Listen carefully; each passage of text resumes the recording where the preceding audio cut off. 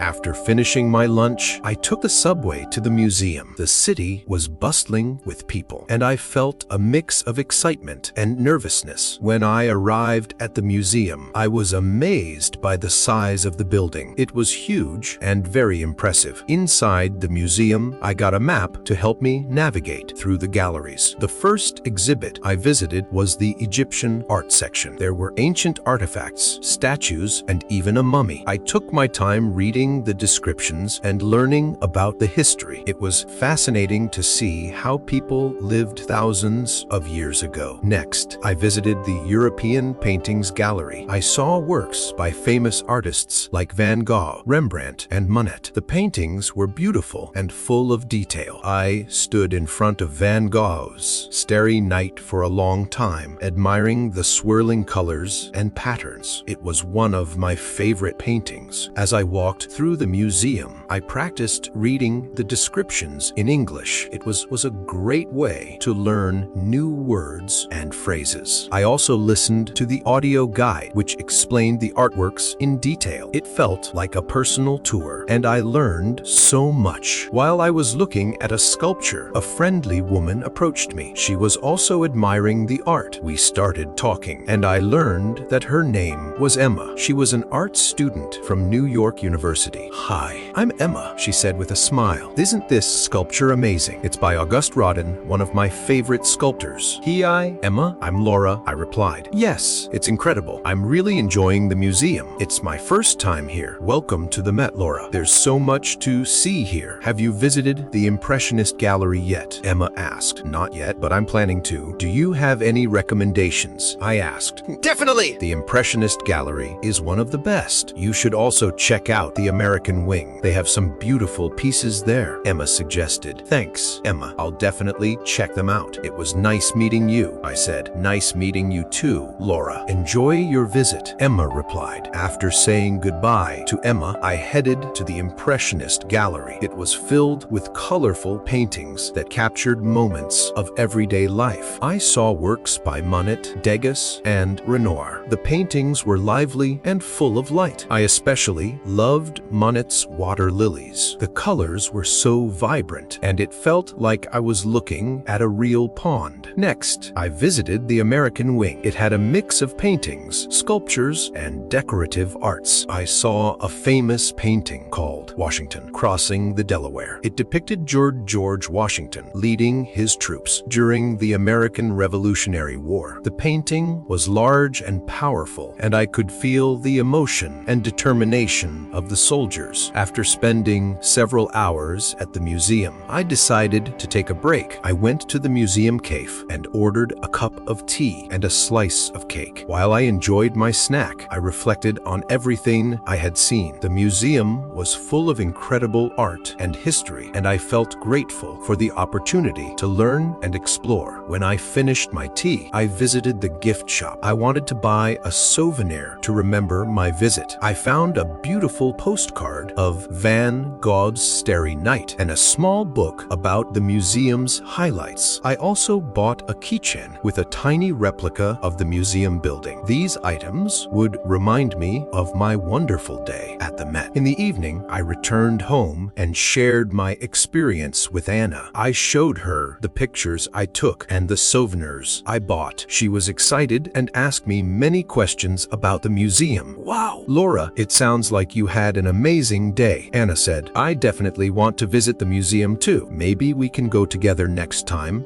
"That would be great, Anna. I think you'll love it. There's so much to see and learn," I replied. The next day at school, Miss Parker asked us to write a short essay about our favorite experience in New York so far. I decided to write about my visit to the museum. I described the different galleries, the artworks I saw, and my conversation with Emma. Writing the essay helped me practice my English and organize my thoughts. After we finished writing, we shared our essays with the class. I enjoyed listening to my classmates' stories. Each person had a unique experience, and it was interesting to hear about their adventures. Ahmed talked about the baseball game. Hiroshi shared his visit to the botanical garden, and Elizabeth described her cooking experience. Miss Parker gave us feedback on our essays and helped helped us improve our writing. She pointed out some grammar mistakes and suggested better ways to express our ideas. I appreciated her guidance and felt that my writing was getting better. In the afternoon, we had a listening activity. Miss Parker played a recording of a radio interview with a famous artist. We had to listen carefully and answer questions about the interview. This exercise helped me improve my listening skills and learn more about art. After school, I went to the cafe for my shift. It was a busy day, but I felt more confident in my tasks. I took orders, made drinks, and talked to customers. I also practiced using the new vocabulary I had learned in class. Each day at the cafe was a chance to practice and improve my English. One of the regular customers, Mrs. Collins, came in for her usual cappuccino. She was a kind and elegant lady who always had a smile on her face. I enjoyed talking to her and learning about her life. "Hello, Laura. How are you today?" Mrs. Collins asked. "Aichi, Mrs. Collins. I'm doing well, thank you. How about you?" I replied. "I'm good, thank you." "How is your English learning going?" she asked. "It's going well. I visited the Metropolitan Museum of Art yesterday and learned a lot," I said. "That's wonderful. The Met is one of my favorite places in the city. Did you see the Impressionist Gallery?" Mrs. Collins asked. "Yes, I did. It was amazing. I loved Monet's paintings," I replied. "Monet is wonderful. I'm glad you enjoyed your visit. Keep practicing your English. Laura, you're doing great," she said with a smile. "Thank you, Mrs. Collins." "I will," I replied. In the evening, Anna and I decided to try cooking a new dish. We chose to make an Italian pasta recipe that Anna had found online. We went to the grocery store to buy the ingredients and then returned home to start cooking. The recipe was simple, but it was a fun and relaxing activity. We practiced our English by reading the recipe instructions and talking about the steps. While we cooked, we talked about our day. Anna shared her experience at the cafe, and I told her about the new vocabulary I had learned at school. We also talked about our plans for the weekend. Anna suggested visiting a flea market she had heard about, and I agreed. It sounded like a fun and an interesting place to explore. "I've always wanted to visit a flea market," I said. "I've heard you can find some really unique things there." "Exactly, and it's a great way to spend the weekend," Anna replied. The pasta turned out delicious, and we enjoyed our dinner together. Afterward, we watched an English movie called The Secret Life of Walter Mitty. It was a heartwarming and adventurous film, and we both enjoyed it. Watching movies in English helped us improve our listening skills and learn new expressions. On Friday, Ms. Parker gave us a special assignment. We had to prepare a presentation about a famous person from our home country. I decided to talk about Pablo Picasso, one of the most famous Spanish artists. I spent the evening researching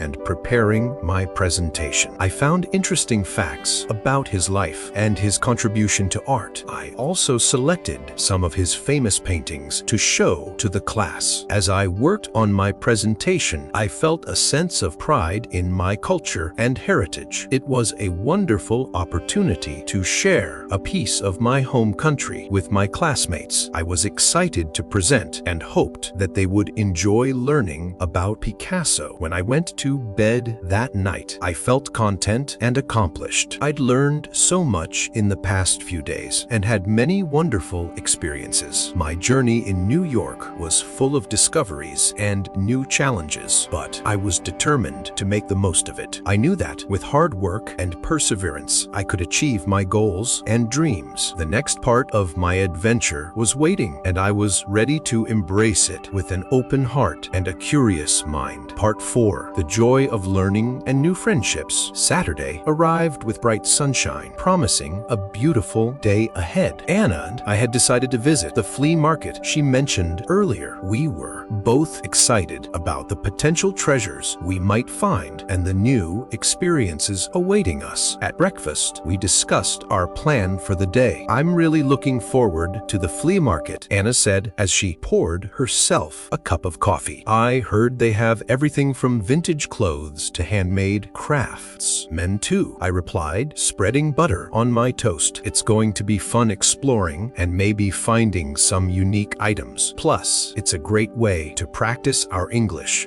After breakfast, we got ready and headed to the subway. The flea market was located in a different part of the city that we hadn't visited before. The ride was a bit long, but we chatted about various things, making the time pass quickly. When we arrived, the market was bustling with activity. Stalls lined the streets, each one displaying a variety of goods. There were clothes, jewelry, books, antiques, and much more. The air was filled with the sounds of people bargaining and the smells of different foods cooking. Whoa, this place is amazing, I said, looking around in awe. Where should we start? Let's just wander around and see what catches our eye, Anna suggested. We can split up and meet back here in an hour if you want. Good idea, I agreed. I'll see you in an hour then. I began strolling through the market, stopping at different stalls to look at the items on display. At one stall, I found a beautiful necklace with a small intricate pendant. The vendor, an elderly woman with a warm smile, noticed my interest. "Hello, dear," she said. "Isn't this necklace lovely? It's handmade and the pendant is carved from a special kind of stone." "It's beautiful," I replied. "How much is it?" "It's thar 20, she said. "But for you, I'll give it for 15. "Thank you," I said, appreciating her kindness. I paid for the necklace and continued exploring the market, feeling happy with my purchase. As I walked, I came across a stall selling old books. Being an English literature student, I was instantly drawn to it. I began browsing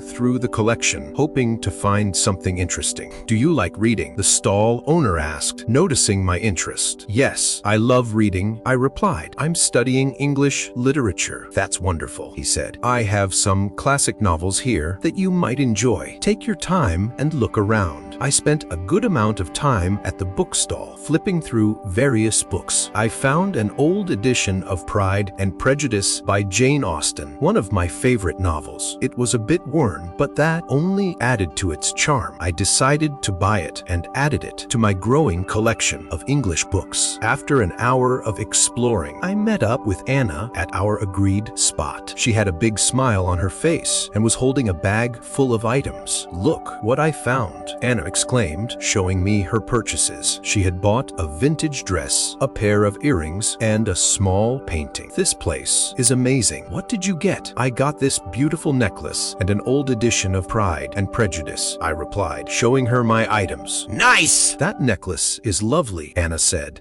Pride and Prejudice is such a great book. We decided to take a break and get something to eat. There were many food stalls at the market offering a variety of delicious options. We chose a stall that sold empanadas and ordered a few to share. While we ate, we talked about our experience at the market. "I love places like this," Anna said. "You never know what you'll find, and it's a great way to meet new people and practice English." Exactly, I agreed. I've already had a few conversations with the vendors, and it feels good to use English in real-life situations. After finishing our meal, we continued exploring the market for a while longer. We took our time enjoying the atmosphere and discovering more interesting items. As the afternoon went on, we decided to head back home. On the subway ride back, we chatted about our day. "I think we should come back to this market sometime," Anna said. "There's still so much to see."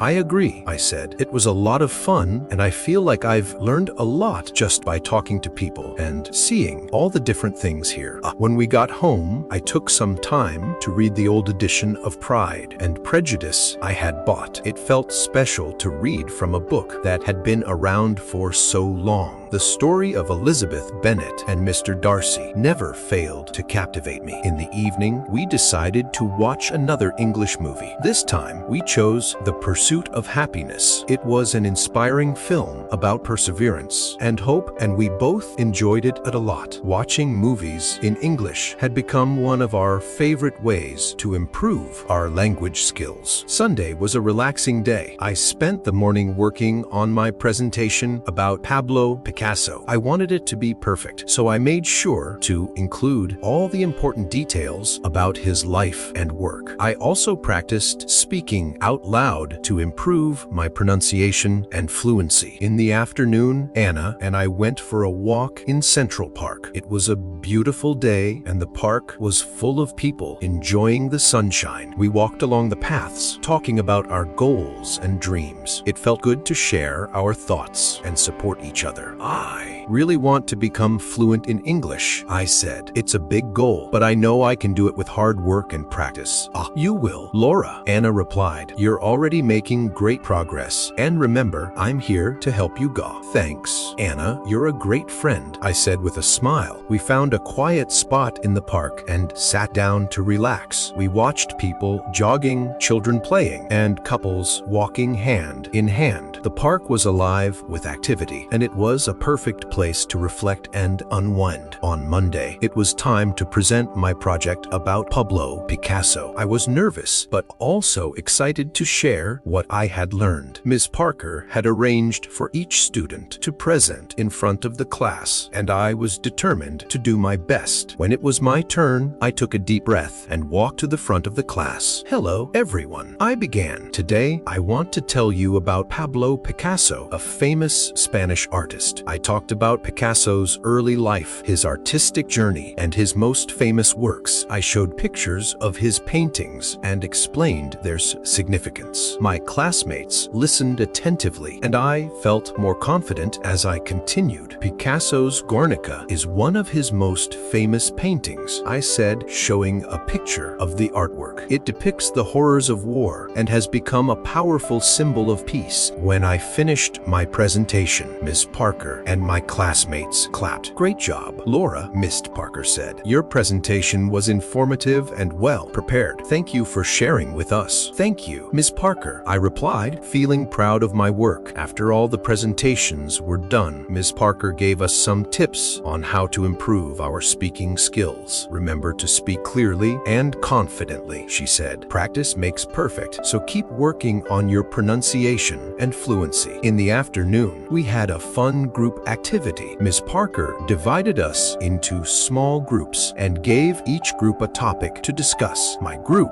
had to talk about our favorite books and authors. It was a great opportunity to practice speaking and listening. I love reading books by Jane Austen, I said. Her stories are timeless, and her characters are so well written. I enjoy reading mystery novels, Hiroshi said. Agatha Christie is one of my favorite authors. That's interesting, Elizabeth replied. I like reading fantasy books. J.K. Rowling's Harry Potter series is my favorite. Our group discussion was lively and engaging. We shared our thoughts and recommendations, and it was fun to hear about different genres and authors. These activities helped us practice English in a natural and enjoyable way. After school, I went to the cafe for my shift. As usual, it was busy, but I felt more comfortable with my tasks. I chatted with customers and practiced using the new vocabulary I had learned in class. Each day, I felt more confident in my ability to communicate in English. During a break, I talked to Anna about our future plans. I was thinking about joining a book club, I said. It would be a great way to meet new people and improve my English talk. That's a great idea, Laura, Anna replied. I've heard there are some good book clubs in the city. I can help you find one. Thanks, Anna. I think it would be a lot of fun, I said. The next day at school, Ms. Parker introduced a new topic, idiomatic expressions. She explained that idioms are phrases that have a different meaning from their literal words. We learned expressions like piece of cake, meaning something is easy, and break the ice, meaning to start a conversation. Idioms are commonly used in everyday English, Ms. Parker said. Learning them will help you understand native speakers better and make your conversations more natural.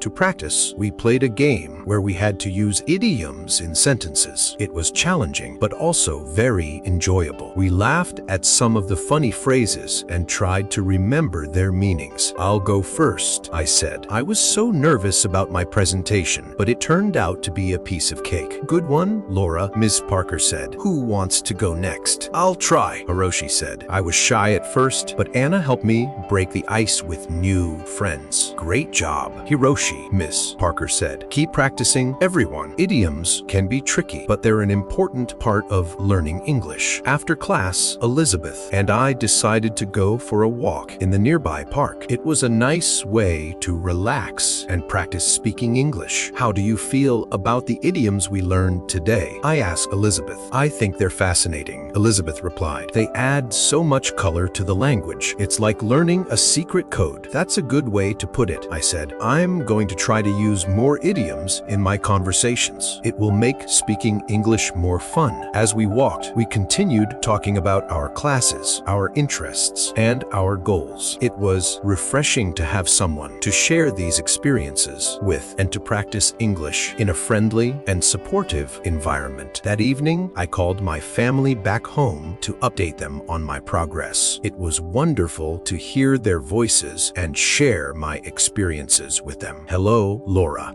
How are you? My mother asked. I'm doing great, Mom, I replied. I've been learning a lot and having some amazing experiences. That's wonderful to hear, she said. We miss you, but we're so proud of you. Thanks, Mom. I miss you all too, but I'm really enjoying my time here, I said. Keep working hard and remember that we're always here to support you, my father added. I will, Dad. Thanks for everything, I said. After our conversation, I felt even more motivated to continue my journey. My family's support meant the world to me, and I wanted to make them proud. The next day, I joined a book club that Anna had found for me. The club met once a week at a local library, and they discussed a different book each month. I was excited to meet new people who shared my love for reading. At the first meeting, I introduced myself to the group. Hey, everyone. I'm Laura. I'm an English literature student, and I love reading all kinds of books. Welcome, Laura, the group leader said. We're glad to have you with us. This month, we're reading To Kill a Mockingbird by Harper Lee. Have you read it before?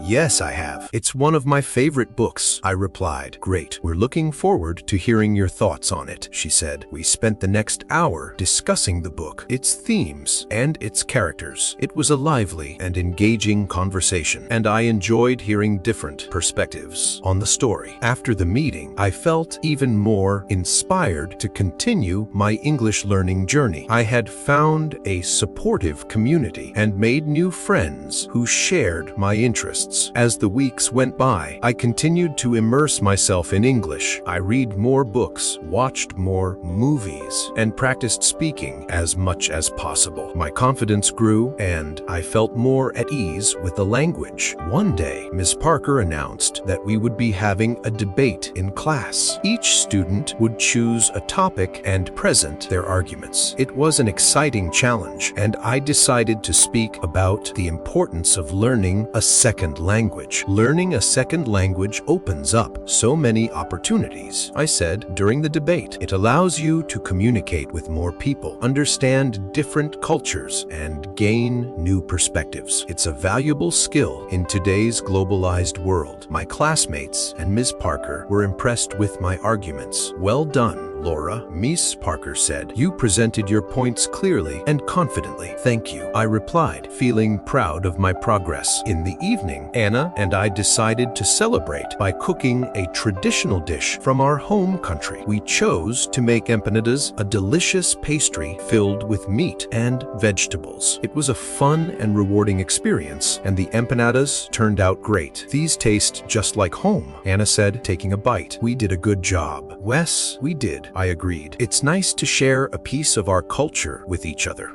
As we sat down to eat, we reflected on our journey so far. We've come a long way since we first arrived here, I said. Our English has improved, and we've made so many wonderful memories. Wes, we have, Anna replied, and there's still so much more to learn and experience. I'm excited about the future. I am too, I said, smiling. Let's keep working hard and enjoying every moment of this journey. With that, we raised our glasses in a toast to new experiences and lifelong learning. I said, cheers, Anna replied. As the evening came to an end, I felt a deep sense of gratitude for the opportunities I had been given and the friends I had made. My journey in New York was just beginning, and I was excited to see where it would take me next.